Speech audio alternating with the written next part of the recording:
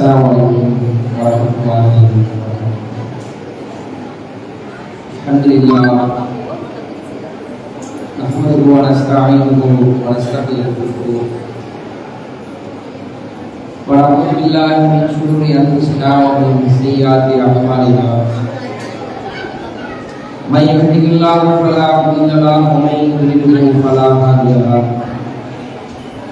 Asyhadu an la ilaha illallah wa asyhadu anna Muhammadan abduhu wa rasuluhu. Rabbi shrah li sadri wa yassir li amri wa hlul 'uqdatam min lisani yafqahu qawli. அளவற்ற அல்லாஹ்வுக்கு இணையில்லா பேரன்புடை மாநில எல்லாம் வல்ல அல்லாஹ்வை புகழ்கிறார். வல்ல நாயகனின் சாந்தியும் சமாதானமும் நபிகள் நாயகம் ஸல்லல்லாஹு அலைஹி வஸல்லம் அவர்கள் சபையில் அமர்ந்திருக்கிற நம்மவர்கள் அனைவர் மீதும் உண்டாகட்டும். அன்பார்ந்த சகோதர சகோதரிகளே, தாய்மார்களே, அல்லாஹ்வின் தூதர் ஸல்லல்லாஹு அலைஹி வஸல்லம் அவர்கள் முன்னறிவிப்புகளாக நமக்கு எதையெல்லாம் சொன்னார்களோ அதில் நமக்கான படிப்பினைகளை நாம் பார்த்து கொண்டு வருகிறோம். அந்த அடிப்படையில் இன்றைய தினம் நாம் பார்க்க இருக்கிற முன்னறிவிப்பு ஒரு நபித்தோழரை பற்றி, அவருடைய மரணத்தை குறித்தெல்லாம் சொல்கிறார். அம்மார் இப்னு யாசிர் ரலியல்லாஹு அன்ஹு அவருடைய மகனான அம்மார், இவருடைய தாயார் பேர் சுமையா. சுமையா யாசிருக்கான பிள்ளைதான் அம்மார். இவருடைய வரலாறை நீங்கள் எடுத்துக்கொள்ளும் பொழுது அல்லாஹ்வுடைய தூதர் ஸல்லல்லாஹு அலைஹி வஸல்லம் நபியாக தேர்ந்தெடுக்கப்பட்ட பிறகு 13 ஆண்டு காலம் மக்காவில் அவர்கள் வாழ்ந்தார்கள். அதனுடைய ஆரம்ப கால துவக்கத்தில் விரல் வெட்டி எண்ணுகிற அளவில் தான் முஸ்லிம்கள் இஸ்லாத்தை ஏற்றிருந்தார்கள். நபிகள் நாயகம் ஹிரா குகைக்கு போயிட்டு வந்தாங்கன்னா ஹதிஜா அம்மையார் அங்கீகரித்தார்கள். அவரோட சூழல் ரொம்ப பலமாக இருந்தாங்க. ஆரம்பத்தில் எடுத்து பார்க்கும் பொழுது பிலால் ரலியல்லாஹு அன்ஹு, அபூபக்கர் சித்திக் ரலியல்லாஹு அன்ஹு, ஹதிஜா ரலியல்லாஹு அன்ஹா, மிக்தாத், அம்மார், யாசிர், சுமையா ரலியல்லாஹு அன்ஹு, இவர்கள் அனைவரும் அல்லாஹ்வுடைய தூதரோடு ஆரம்ப காலத்தில் இஸ்லாத்தை ஏற்றவர்கள். இன்றைக்குமே ஒரு தாவாக்களமாக இருந்தாலும் பிரச்சாரமாக இருந்தாலும் அந்த துவக்க காலத்தில் படுகிற சிரமம் என்பதை தனிதான், அதுக்கு ஈடு என கிடையாது. ஏன் நம்ம தமிழகத்தை எடுத்துக்கோங்கள, தௌஹீத் கடந்து வந்த பாதையை ஒரு காலம் நீங்கள் திரும்பி பாருங்கள். இன்று அல்லாஹ்வை மட்டும் வணங்க வேண்டும், நபிகளாரை மட்டும் பின்பற்ற வேண்டும் என்பதற்காக நம்ம ஒரு மக்களுக்குரிய எடுத்துக்கொண்டாலே எவ்வளவு பிரச்சாரங்கள், பிரச்சாரம் செய்கிற ஆண்கள் எத்தனை, பிரச்சாரம் செய்கிற பெண்கள் எத்தனை நபர்கள். இன்றைக்கு அல்லாஹ்வுடைய அருளால் நபிகள் நாயகம் காட்டி தந்த அடிப்படையில் ரமலானிலும் ரமலான் அல்லாஹ் காலத்திலும் அல்லாஹ்வின் தூதர் எதை இரவு தொழுகையாக தொழுதார்களோ சிறப்பிக்கும் விதமாக அந்த 8 ரக்காய் 3 ரக்காய் தொழுகிறோம். 25 வருஷம் 30 வருஷத்துக்கு முன்னாடி உள்ள வரலாறு, ஒருவேளை அவ்வளவு ஓல்டான பெண்கள் நீங்க இருந்திருந்தீங்கன்னா அந்த காலத்துல தௌஹீது கொள்கை இருந்திருந்தா உங்களுக்கு தெரியும், அல்லது ஊர்ல இந்த ஆண்கள் இருந்திருந்தா உங்களுக்கு தெரியும். அன்று இந்த ஏகத்துவத்தை சொல்வது என்று சாதாரண ஒரு விஷயம் இல்லை. இன்னைக்கு வீதி வீதியாக சொல்கிறோம். ஏதேனும் ஆலிம் இஸ்லாத்துக்கு மாற்றமாக சொன்னால் அதே இடத்துல கூட்டம் போட்டு அதற்கான விளக்கத்தை கொடுக்கிறோம், தெளிவை கொடுக்கிறோம், பல விவாதங்கள் நடத்துகிறோம். யார் மாற்று கொள்கையில் இருக்கிறாரோ அவரை சந்தித்து அன்பான அழைப்பு கொடுக்கிறோம். ஒரு காலம் அப்படி கிடையாது. தர்கா இல்லைன்னு சொன்னீங்கன்னா அவங்க அழைப்பு காலி பண்ணிடுவாங்க. அப்படி சொல்லவே முடியாது.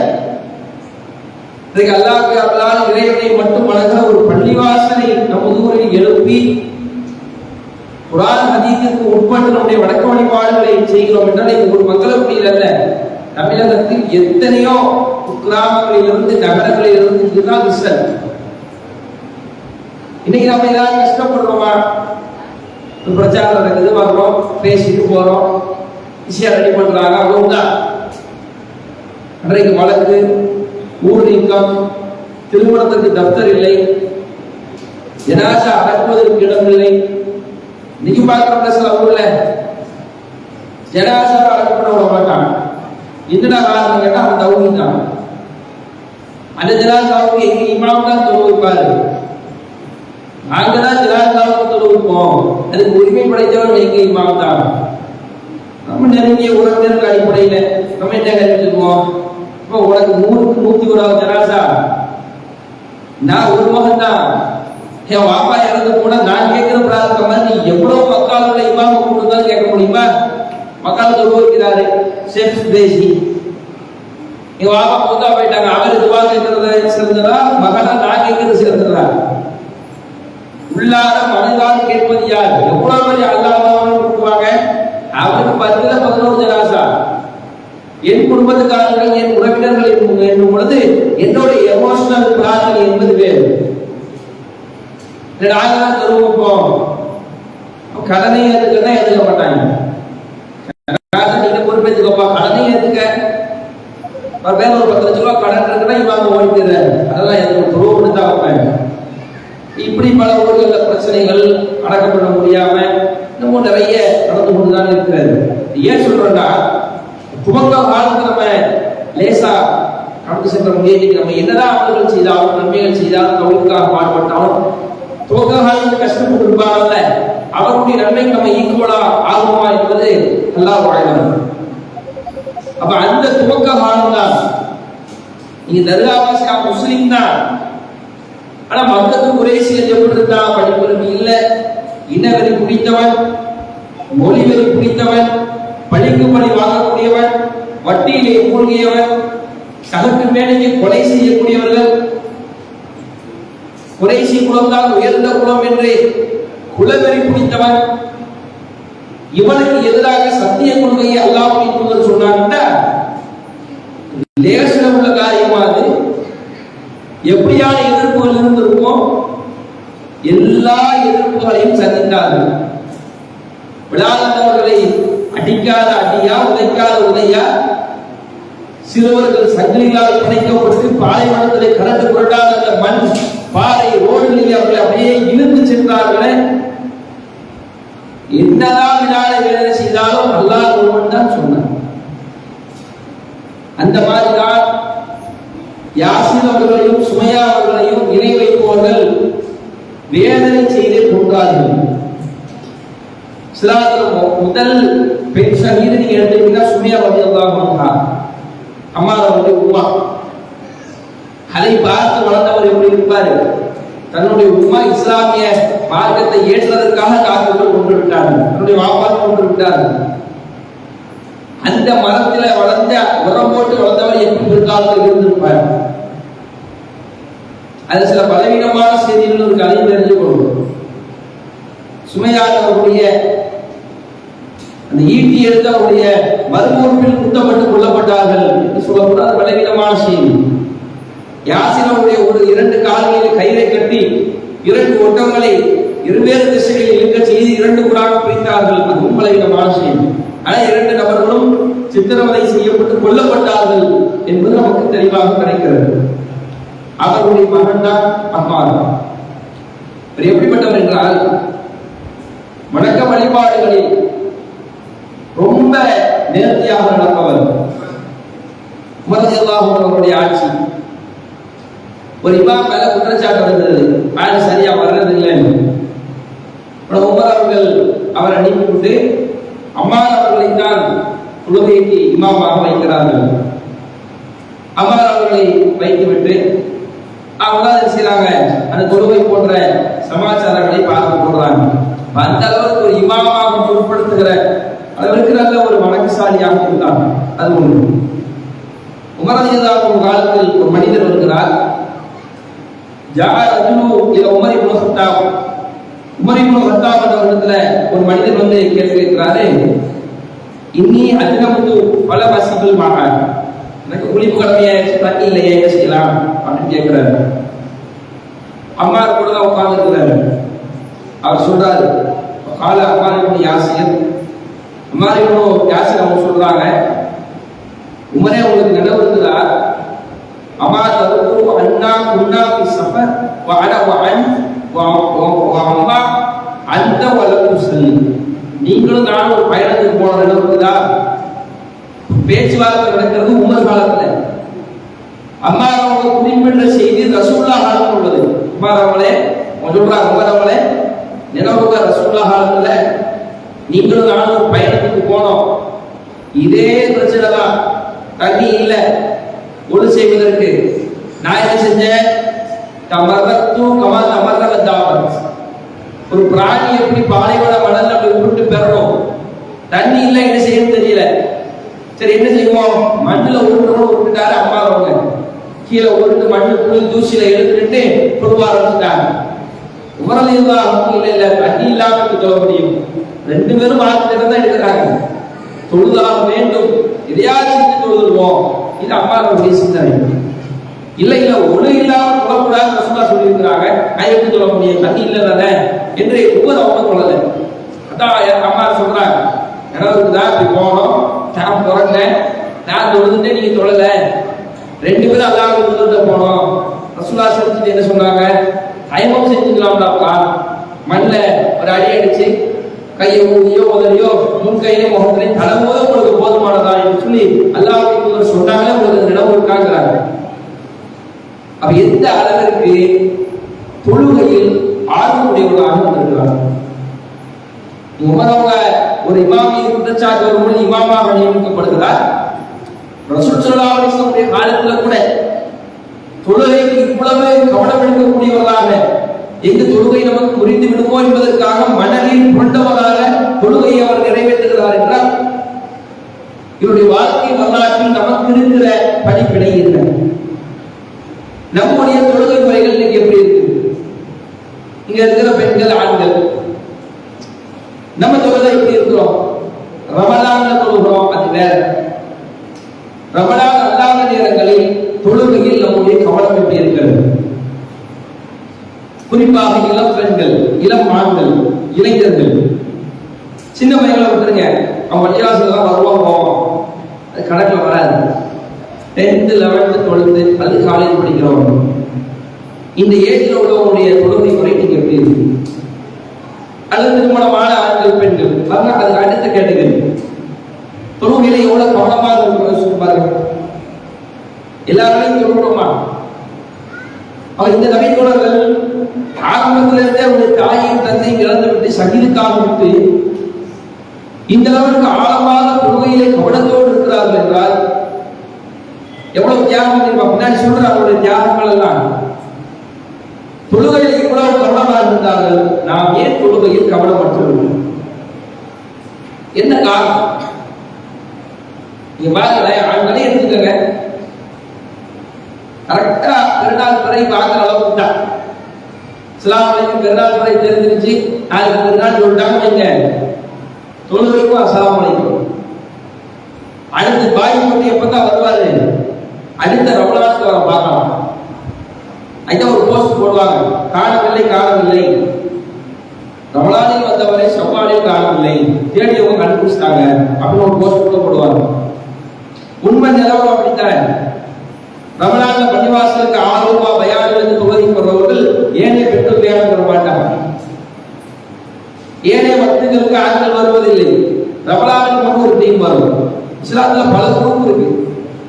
5 வேளை தொழுபவர்கள், 4 வேளை தொழுபவர்கள், சில பேர் சுக்குனா என்ன தெரியாது, தொழுவு இருக்குதா, யார் தொழுவு இருக்குதா அப்படின்னு ஒரு குரூப்.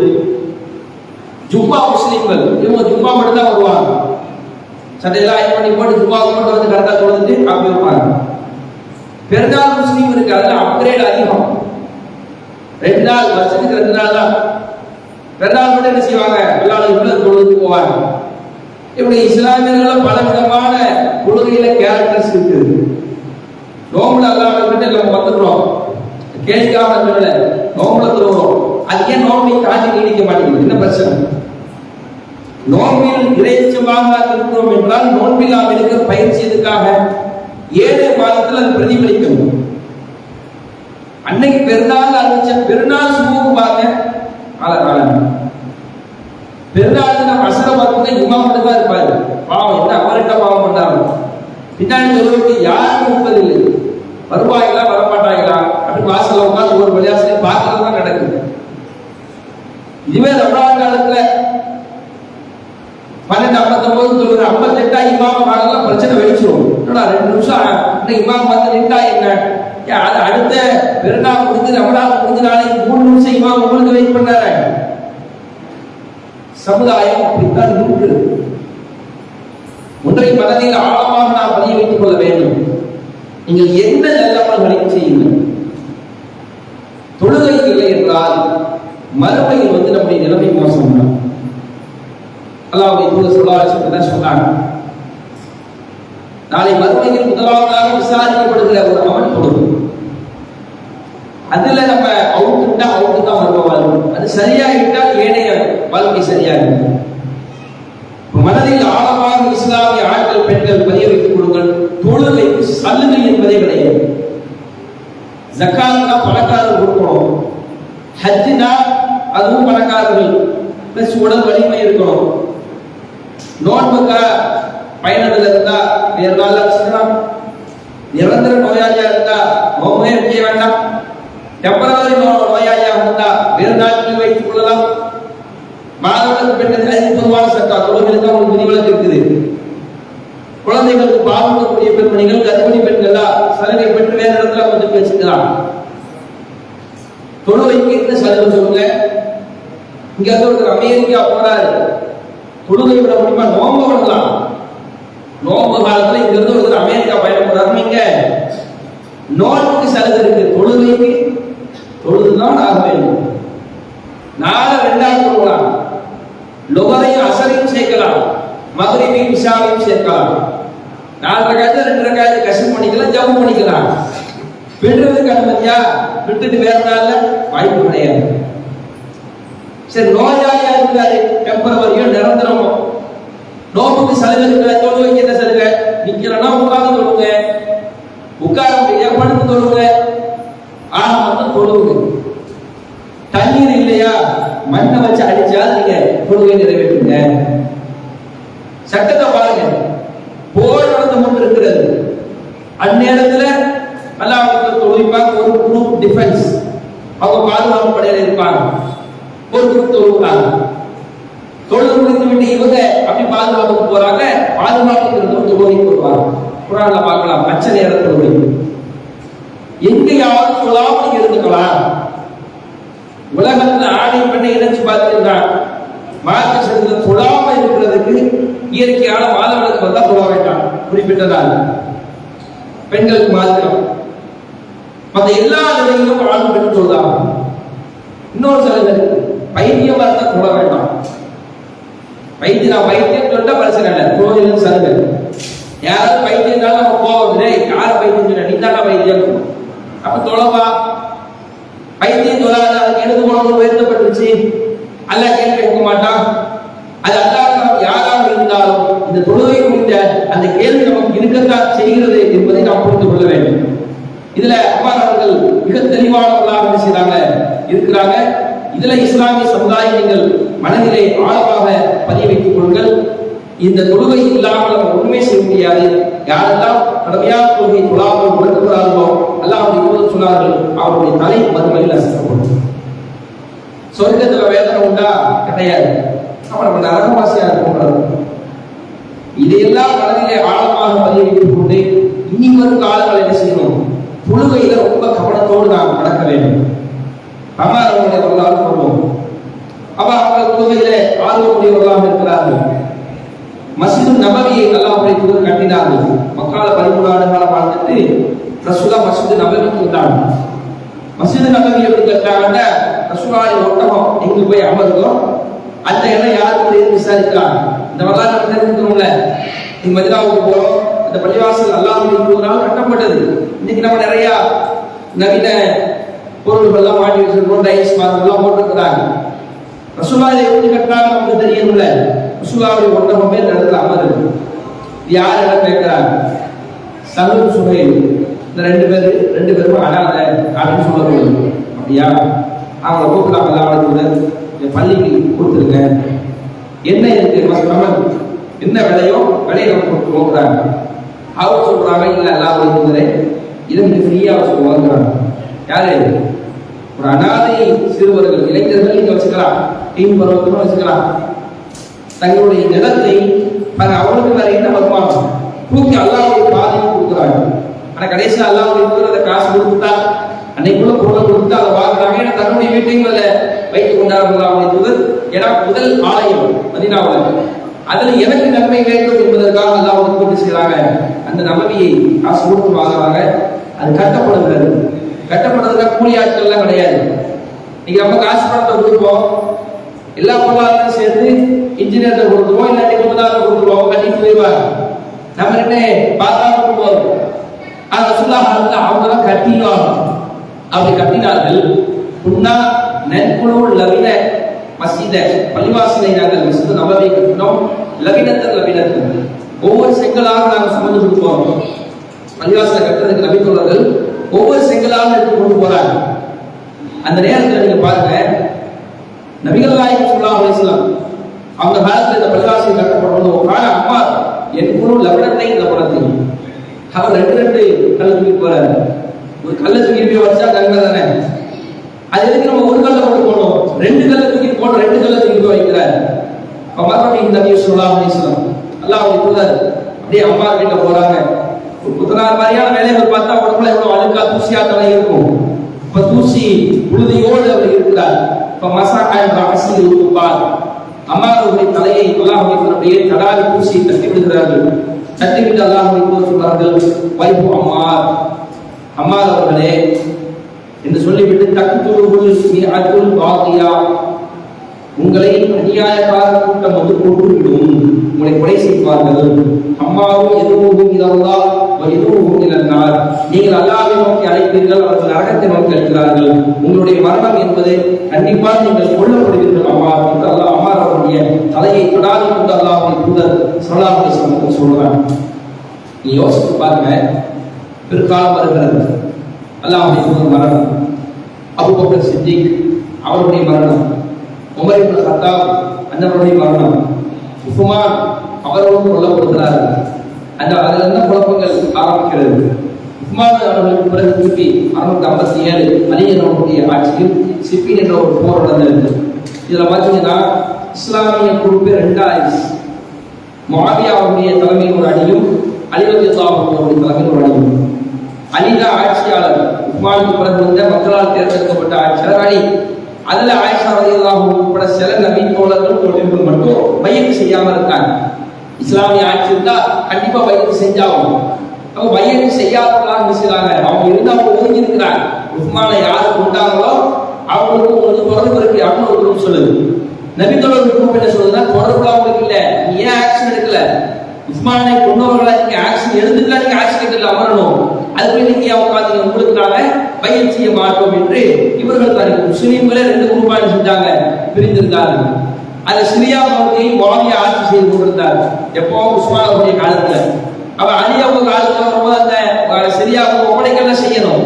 ஆனா நான் ஒப்படைக்கல மாட்டேன், சிரியாவுக்கு நான் தான் ஆட்சியாளர், ராஜாவை பார்த்துக்குவேன், அலியினுடைய தலைமைக்கு நான் வரமாட்டோம் என்று இவர் தனி புரட்சி செய்கிறார். இந்த நேரத்தில் சிப்பியின் என்ற ஒரு யுத்தம் நடைபெறுகிறது. இதுலதான் அம்மா அவர்கள் கொல்லப்படுகிறார்கள். அந்த இஸ்லாத்துல 2 குரூப் இருந்துச்சு. முஆவியாவுடைய முஆவியாவுக்கு தொடர்பு இருக்கா இல்லையா தனி. அதில் உள்ள ஒரு கூட்டம், முஸ்லீம் உள்ள ஒரு கூட்டம் தான் என்ன செய்து அம்மா அவர்களை கொலை செய்கிறார்கள். அல்லாஹ்வுடைய தூதர் ஸல்லல்லாஹு அலைஹி வஸல்லம் சொன்ன அந்த முன்னறிவிப்பு இவருடைய விஷயத்தில் நிறைவேறுகிறது என்றால், இன்னொரு விஷயத்தை நீங்கள் கவனிக்க வேண்டும். முதலில் அல்லாஹ்வுடைய தூதருடைய மனநிலை எப்படி இருக்கு? ஒரு மனுஷனை நீங்க பார்க்குறீங்க, இவர் இப்படித்தான் கொல்லப்படுவார் உங்களுக்கு தெரிஞ்சிச்சுன்னா அவரை பார்க்கும் போதெல்லாம் நமக்கு எப்படி இருக்கும்? அவர் இயற்கை மரணம் அடையலை, கொல்லப்படுறதுனா சாதாரண விஷயமா? போர் நீங்க கற்பனை பண்ணி பாருங்க, மருத்துவமனையில முகாம் போறது அதெல்லாம் தெரியும். போர் என்பது நம்மளை குத்துவார்கள், வெட்டுவார்கள், கழுத்து துண்டாகும், கை துண்டாகும், ரத்தங்கள் ஓடும், நரம்புகள் எலும்புகள் எல்லாம் அப்படியே வெட்டப்பட்டவர்களாக குத்துயிரும் குலவீருமாக கிடந்தால் அதனுடைய வேதனை. அதான் இறைப்பாதை. எதுக்கு அல்ல அதுக்கு டேரக்ட் சொல்றதை கொடுக்குறான்? சொல்றது ஈஸி, அதை அனுபவிப்பது ரொம்ப சிரமம். ஒண்ணுல வெளியே போர் நடக்குது, அடி தடி நடந்துட்டு இருக்கு. உதாரணத்துக்கு இங்க இருந்து வெளியே போனா கண்டிப்பா நீங்க கொல்லப்படுவீங்கன்னு சொல்லப்படுது. யாரு போவோம்? பேசுற நாள் வந்து இல்லாத தைரியம் உடனே தூக்கி போட்டு கைமா சகாரா குறிச்சு போயிருப்போமா? அது முன்னாடி தெரியுது போனா கண்டிப்பா அவங்க தான் வெட்டி போட்டுருவாங்க. ஒருவேளை நம்ம பெண்களாக இருந்தால் கணவன் பிள்ளை பெற்றோர்களை யோசிப்போம், ஆண்களாக இருந்தால் மனைவி பெற்றோர்கள் பிள்ளைகளை யோசிப்போம், வியாபாரத்தை யோசிப்போம். உடனே இப்ப நீ கிளம்பி வந்திருக்கிற உடனே அல்லாஹ்வுடைய பாதையில கொல்லப்படுறதுக்கு எத்தனை பேர் நம்மள தயாரா இருக்கும்? சொல்லலாம் ஜிஹாத் பிராக்டிக்கலாக ஒரு கஷ்டம். ஸ்கிரீன் தாண்டி போனா நம்ம கொண்டு வாங்கிட்டா அப்பதான் எனக்கு நடக்குங்க. நல்ல வேலை பள்ளிவாசலுக்கு 2 வாசல் வச்சாங்க. ஒரே வாசலா தான் பிரச்சனை. நல்ல வேலை பெண்களுக்கு தனி வாசல் வச்சுட்டாங்க, எல்லா ஊரும் இப்படி போயிடும். நல்ல உண்மை. ஆனாலும் தான் அப்படின்னா பெண்ணுக்கு போட்டோம், பெண்ணுக்காக போற அளவுக்கு கிடையாது. ஆண்கள் ஒரு முறை இங்க போயிடுவாங்களா? யோசிப்பதுங்கிறதா இருக்கும், ஜிஹாத் சொல்லலா இருக்கும். களத்துல பிராக்டிக்கலா யோசிச்சு பார்க்கணும். இன்னைக்கு கொல்லப்பட்ட என் வியாபாரம் எல்லாம் அப்படியே போச்சு. என்னுடைய ஆசா பாசம் ரொம்ப நாள் கொண்டாடணும், ரொம்ப நாள் ட்ரெஸ் எடுத்துருப்போம், எல்லாத்தையும் விட்டு போக வேண்டிய ஒரு சூழல் வரும். தியாகம். அப்படித்தான் அம்மார் அவர்கள் கொல்லப்பட்டார்கள். இது அல்லாஹ்வுடைய தூதர் ஸல்லல்லாஹு அலைஹி வஸல்லம் அம்மார் அவர்கள் சொல்கிறார்கள் என்றால் ஒருவருடைய மரணம் அல்லாஹ்வுடைய தூதருக்கு அல்லாஹ்வால் எடுத்துக்காட்டப்படுகிறது. பிற்காலத்தில் அம்மார் என்பவர் இப்படிதான் குத்தி கொல்லப்படுவார், துடி துடித்துதான் வேதனையோடு கொல்லப்படுவார். அல்லாஹ்வுடைய பாதையில வெட்டால் வலிக்காம இருக்கும்போது வலிக்கத்தான் செய்யும், வலியில் துடி துடிக்கத்தான் செய்வார்கள், வலித்துக் கொண்டுதான் சாவார்கள். இப்படித்தான் இந்த அம்மார் சாவார். அவருடைய தாய் அப்படித்தான் சென்றார், அவருடைய தந்தை யாசிர் அவர்கள் அப்படித்தான் மரணித்தார், அம்மாரும் அப்படித்தான் மரணிப்பார் என்று அல்லாஹ்வுடைய தூதர் ஸல்லல்லாஹு அலைஹி வஸல்லம் தெரிந்தும் அல்லாஹ்வுடைய மனப்பக்குவத்தை யோசிப்பார்கள். உடம்பு சரியில்லாம ஹாஸ்பிட்டல்ல சேர்த்துருக்கோம், டாக்டர் சொல்றாரு நைட் வரைக்கும் தான் தேரும், கஷ்டம் தான் காலையில அப்படின்னா நம்ம அவரை எப்படி பார்ப்போம்? அவன் என்ன ஆசைனா நிறைவேற்றிடுவோம். அதனால மரண தண்டனை நீங்க ஒப்பாவுடைய கடைசி ஆசை என்னன்னு இயல்பு. இத்தனை காலம் எல்லாம் அவரை எப்படி பார்த்துருக்காங்க. சரி, அப்படி மறந்து யோசிச்சு பாருங்க, அம்மாவுடைய நிலைமை எப்படி இருக்கும்? ரசூலுல்லாஹ் சொன்னார் நடக்கும் என்பது அம்மாவுக்கு தெரியும். அம்மா அவர்களே அநியாயக்காரர்களால் நீங்கள் குத்தி கொல்லப்படுவீர்கள் என்று சொல்லும் பொழுது அவருடைய உள்ளம் எப்படி துடிச்சிருக்கும்? பயந்துட்டாரா? ஆஹா ரசூலுல்லாஹ் சொல்றாங்களே எப்ப கொள்வாங்கன்னு தெரியலையே அப்படின்னு பயந்து கொண்டே அமல் செய்யாம இருந்தாரா? ஒன்றும் இல்லை.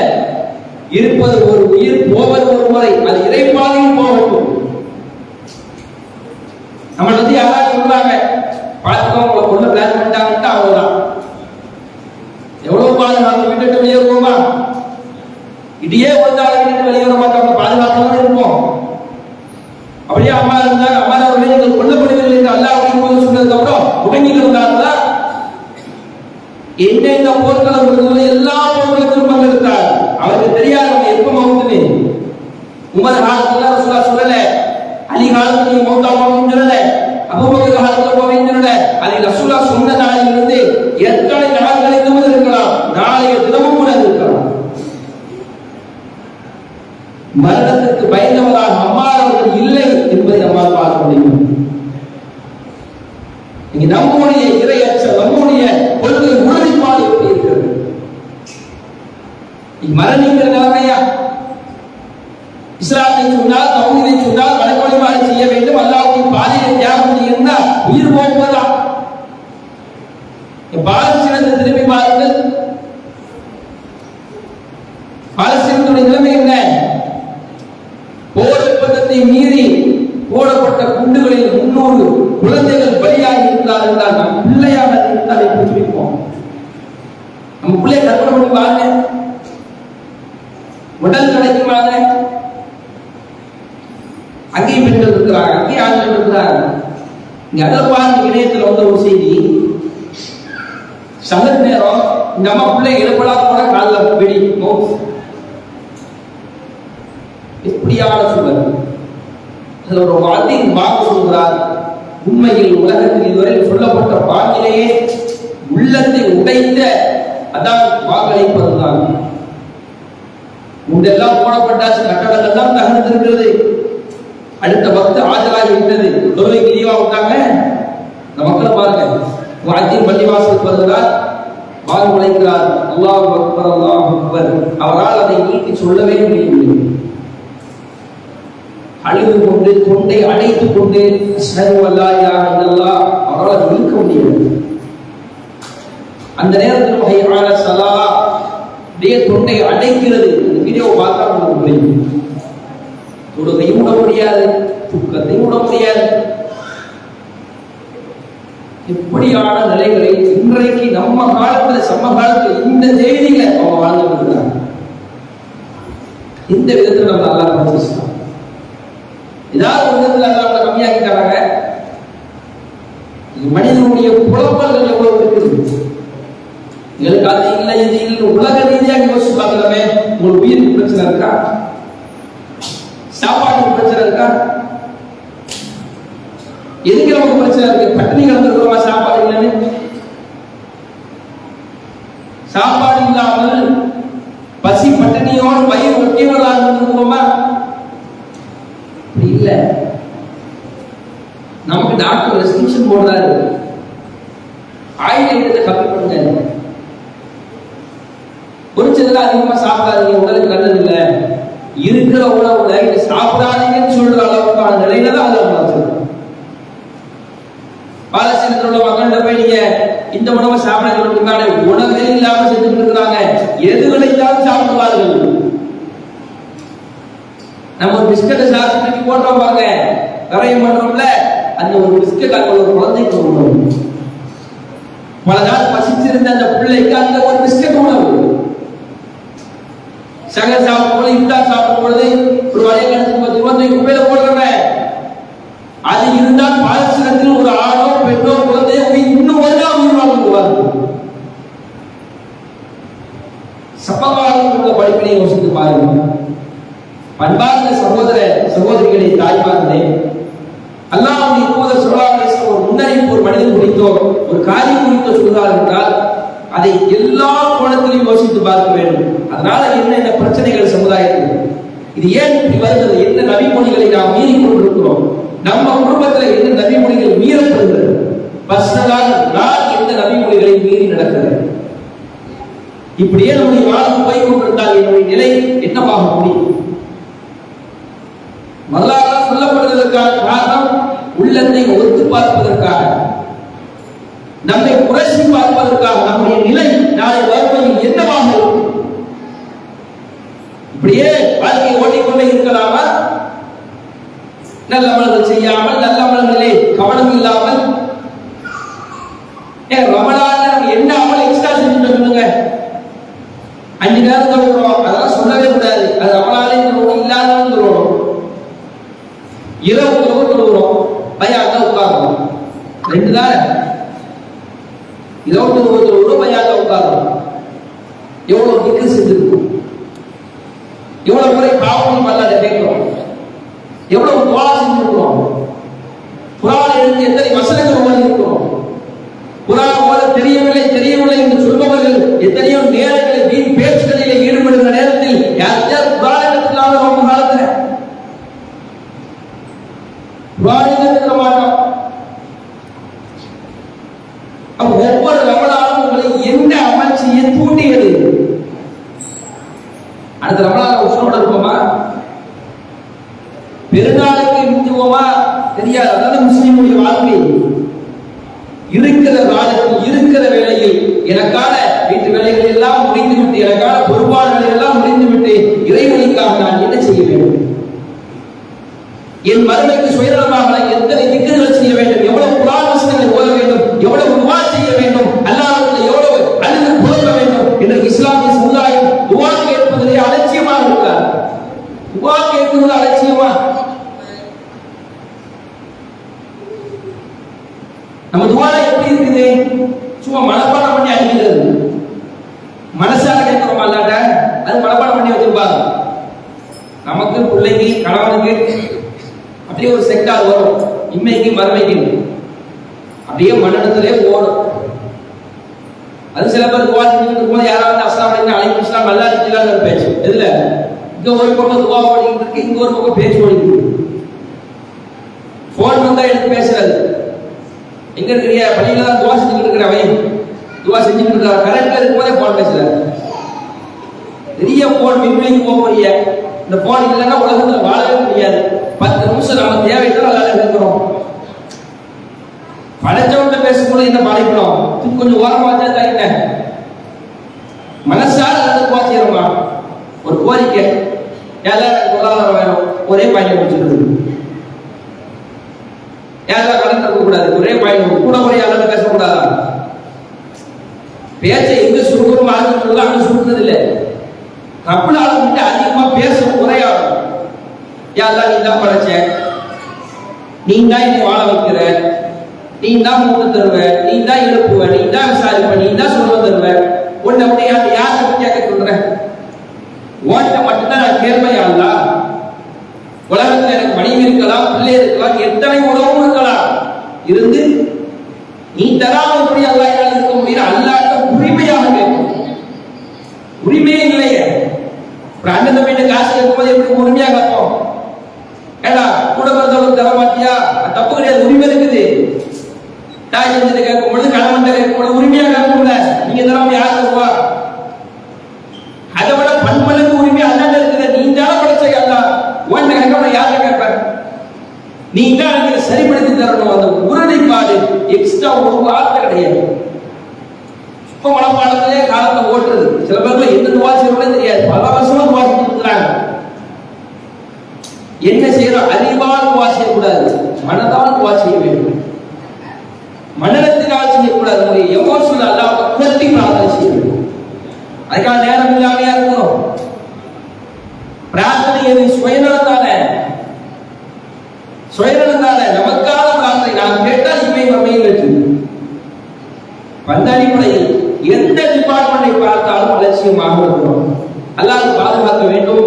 இந்த ரமலான் காலத்தை தயவு செய்து நம்ம காலத்தாமல் வேஸ்ட் ஆக்கி விடக்கூடாது. முதல் நோக்கம் அந்த மாதிரி இருந்துச்சு, இன்னைக்கு 24 நம்ம அமர்ந்திருக்கிறோம். எப்படி நோக்கம் போச்சுனே தெரியல. அவ்வளவு வேகம். யாருக்காவது நினைவு இருக்கா? 4வது நோக்கம் என்ன பண்ணுவோம், 6வது ஒன்றும் நினைவு இல்லை. ரமலான் நோக்கம் ஆரம்பிக்கும் போது பெறான்னு போனோம், அடுத்த பிறந்த நாள் அறிவிக்க போறாங்க. காலங்கள் அவ்வளவு வேகமாக போகிறது. ஆனால் அதுல நஷ்டவாளியாக இருக்கிறது நம்ம தான். எந்த நல்ல அமலும் செய்யாமல் ஏனையவர்களுக்கு எப்படி கேலண்டரில் இந்த காலங்கள் கிழிகிறதோ அப்படி நம்மளுக்கு கிழிந்து விடக்கூடாது. ஒவ்வொரு நாளையுமாக நம்மளால் 7 நாள் 6 நாள்ல முடிஞ்சிடும். என்ன டார்கெட் பண்ணி என்ன அமல் செய்யலாம்? இது ஒரு சலுகைக்கான மாசம், போனஸ் தானே, ஒண்ணும் இல்லை. காலைக்குள்ள ஒரு ட்ரெஸ் கடை இருக்குன்னு வைங்க, மகாராஜா கடையை வச்சுக்கோங்களேன், 5 நாள் ஆஃபர் விட்டுவாங்கன்னா உங்களுக்கு ஃப்ரீ வைங்க. எப்படி வாங்க போவோம்? வாங்க போற தப்பு இல்லை, சலுகையை பயன்படுத்ததான் செய்யணும். உலகத்துல ஒரு தேவை எப்படி பூர்த்தி செய்யறோம்? மறுமையில இந்த ஆஃபர் தானே உங்களுக்கு. ரமலான் மாசத்துக்கு ஆஃபர்.